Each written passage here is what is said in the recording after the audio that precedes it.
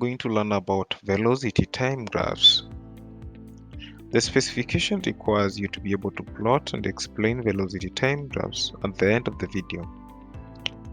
A velocity time graph shows how the velocity or speed of an object changes over time.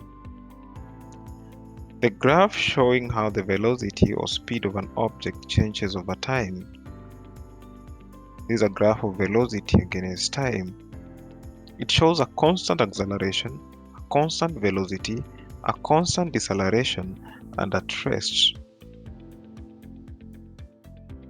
Finding acceleration.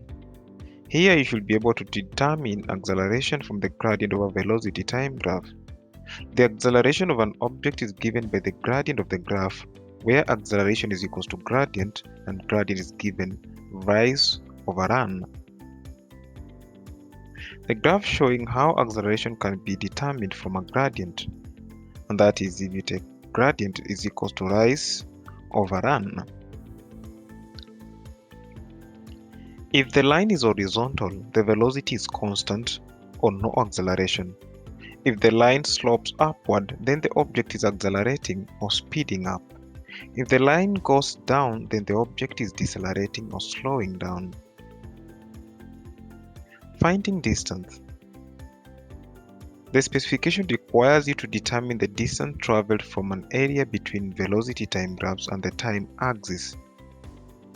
The distance traveled by an object can be found by determining the area beneath the graph. If the area beneath the graph forms a triangle, the object is accelerating or decelerating, then the area can be determined using the formula area is equal to half base times height.